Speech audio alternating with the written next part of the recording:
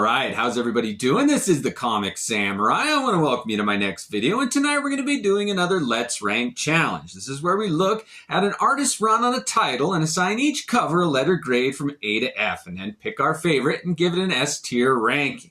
Tonight we're going to be looking at Erik Larsen's run on The Amazing Spider-Man. So let's go ahead and jump right in. First off, we've got this number 327. And when Erik Larsen took over the reins from Todd McFarlane, it was reminiscent of how he took over from the Incredible Hulk. McFarlane had a good run, but let's go ahead and look at this Amazing Spider-Man work done by Larson. I do like this first issue that he did. Spider-Man coming at the viewer. Look at all those action lines around his fist there and how he can fly because he's cosmic. And it's the Acts of Vengeance storyline there. I did like that. And his rendition of Magneto was a good one. I wish they would have colored the buildings down here. White buildings never really catch my eye, but this was a great way to start. Erik Larsen came out with a flourish, and I'm giving this one a B.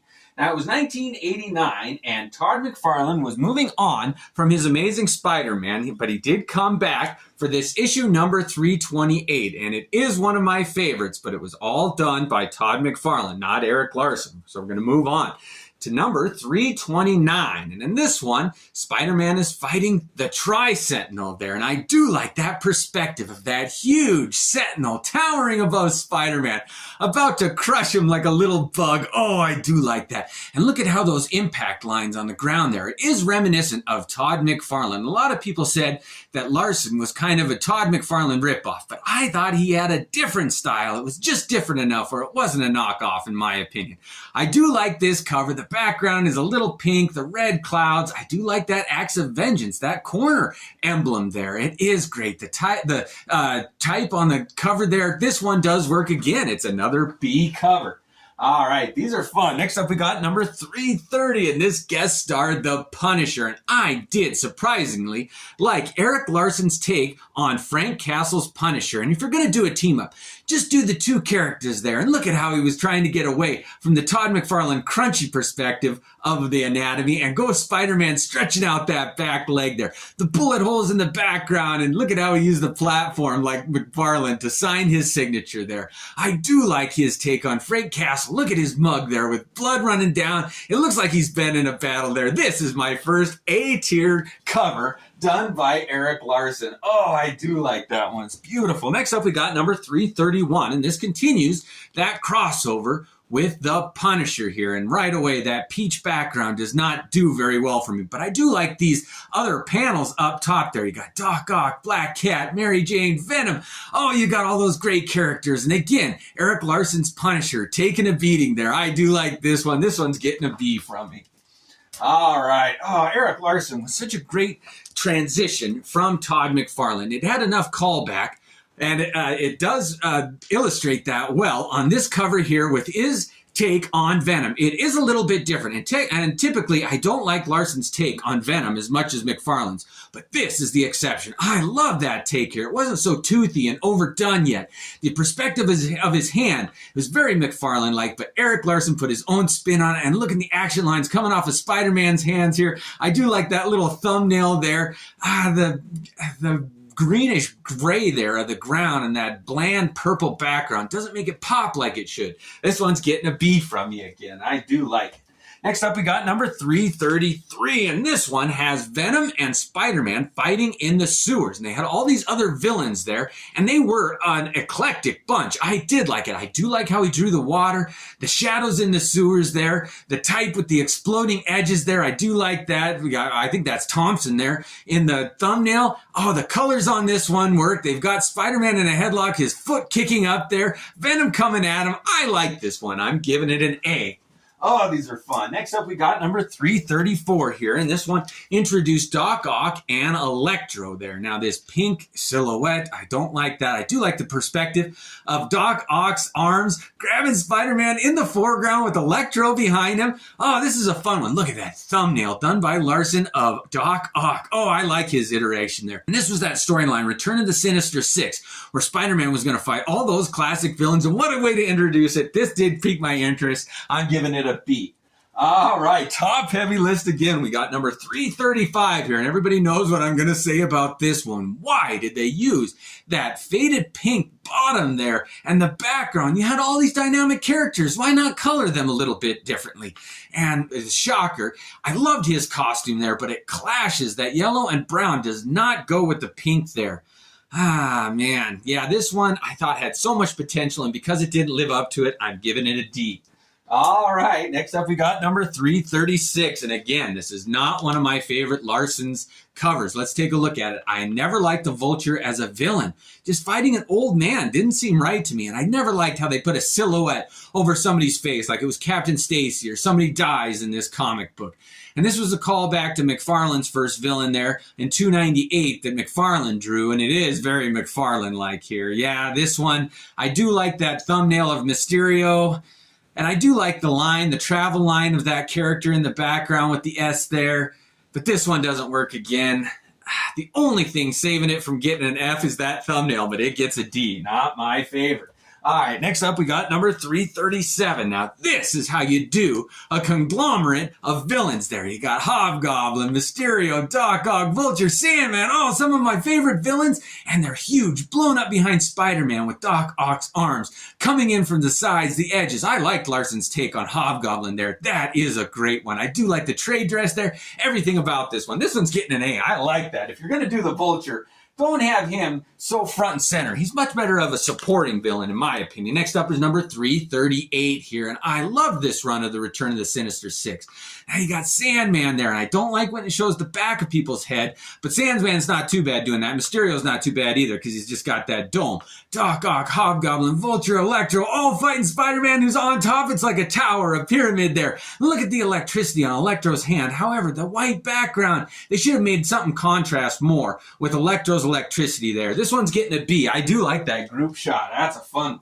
All right, next up we got number 339 here, and this one's got a great image of Doc Ock choking Spider-Man out with die, die, die, die, the repeating word bubble. It works there. I like when they experiment like that. Look at his beautiful adamantium arms. I don't know if they were adamantium at that point, but Doc Ock's arms there reaching in, and his own hands are choking Spider-Man. Oh, this is an A. It's got humor. It's got tension. I like that one. All right, next up we got number 340 here.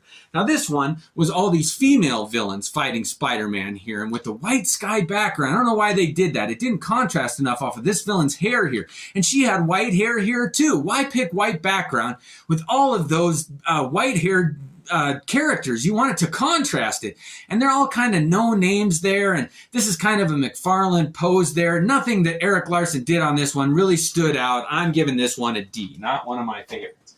All right, next up we got number 341, and Erik Larsen started on 327 and went all the way through to number 350, only missing a couple. So he had a good run, and look at this one with those exploding action lines behind him, the yellow, kind of a Kirby effect there, and this tarantula behind him. Those two were okay. Hero and villain contrast there, both spider-based, of course. And you got this image in the thumbnail. I like this one. If you're going to battle each other, though, have them facing each other. I never liked when a villain was like sneaking up from behind, though.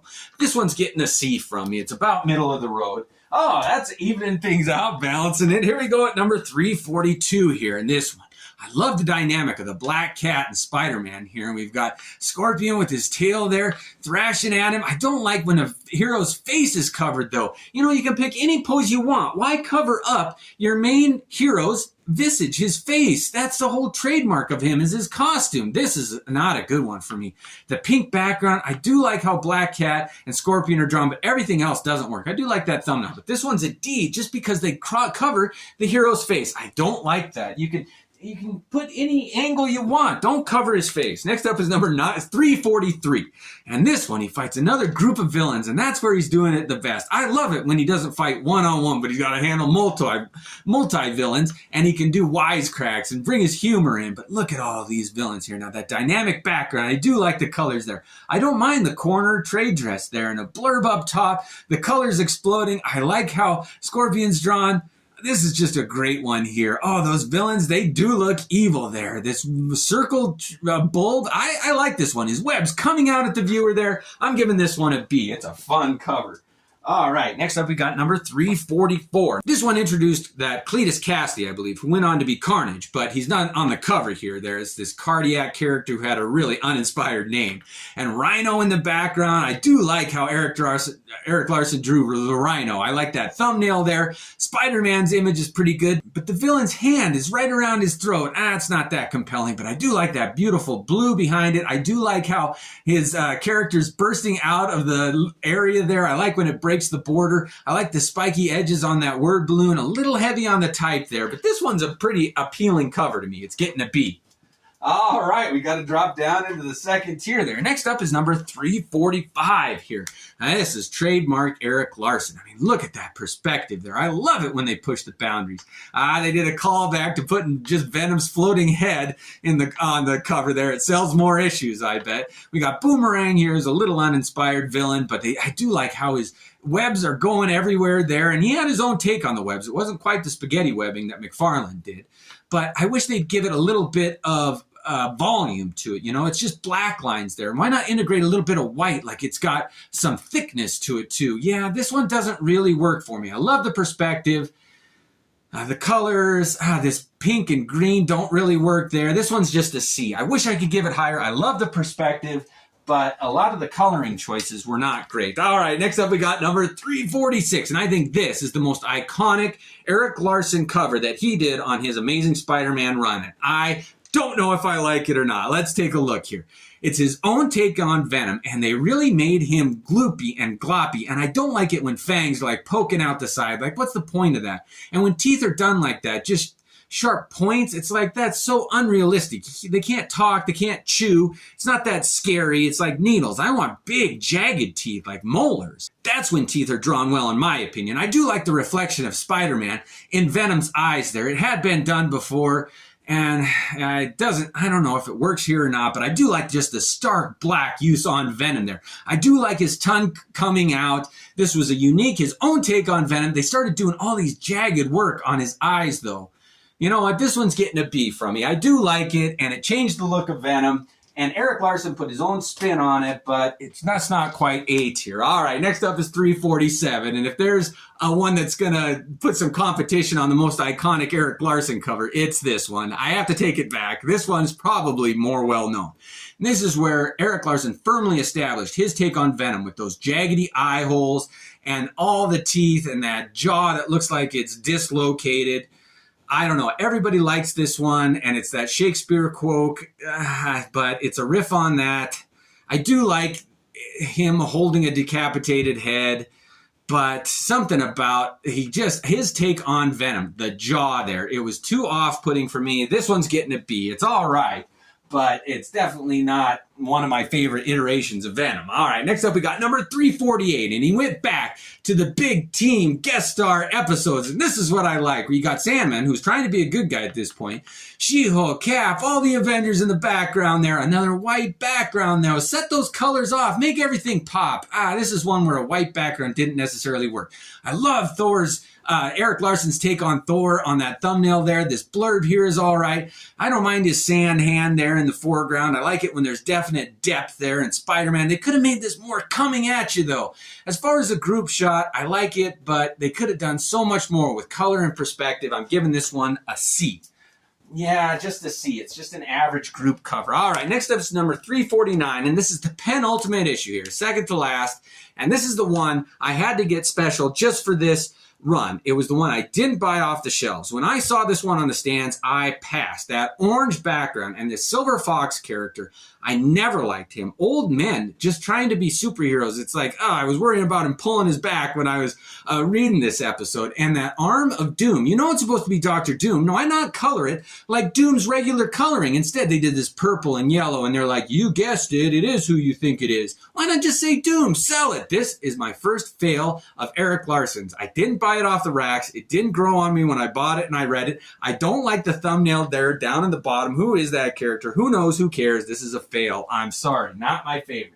However, Erik Larsen came back with this number 350, his final issue. It's a double size, and he wanted to go out strong, and I like this cover. It is one of my favorite iterations of Dr. Doom. I don't think Erik Larsen gets enough credence and credit for his drawing of Dr. Doom here. I love these word balloons. I love Spider-Man's image. He finally got to do just a great dynamic image of Spider-Man where he didn't have to emulate Todd McFarlane. He could do his own thing. I think he finally got comfortable with his take on Spider-Man. I love it. I love that he draws feet. You know, a lot, McFarlane and Liefeld a lot of times avoid drawing feet, but Larson dives into it. He shows them to you, and I think those two could take a lesson from Larson. I love the colors on this one. It's a beautiful comic book, and I'm giving this one an A. All right, now we have all of our comic books ranked here. We're going to go ahead and look at the ones in the A tier there, and we're going to assign one, that special S tier crown of my favorite of Erik Larsen's run. Let's go ahead and take a look here. We got Dr. Doom there. We got Doc Ock choking him. Oh, we got the Sinister Six. I like that one. We got Venom jumping in the sewers and the Punisher. These two, it stands out. Well, these three stand out to me with the Sinister Six, Dr. Doom, the Punisher. Oh, let's see. Which of these three do I like better? I gotta say, I like how these were all drawn. This one's a little muddy with his webbing going over Doc Doom. So it's between Spider-Man and the Punisher and the Sinister Six. Oh, the colors. Which one of these do I like better? I gotta say, these villains, those classic villains, this is so hard to beat. Spider-Man, he's got such a great rogues gallery that when they're shown and done right, I did like Erik Larsen's take on these guys. Look at how evil they look, but they're still having fun. I mean, Spider-Man always had that element of just childlike joy and fun. You know, he wasn't ever really in danger, and his villains were so colorful and bombastic. They all had personalities, and I think Erik Larsen's style just complemented that sense so well. I like this one. Well, thank you for joining me as we took a look at Erik Larsen's run on The Amazing Spider-Man. What a fun one. Let me know what other runs, what other artists you want me to give some special attention to, but thank you for joining me and have a great night.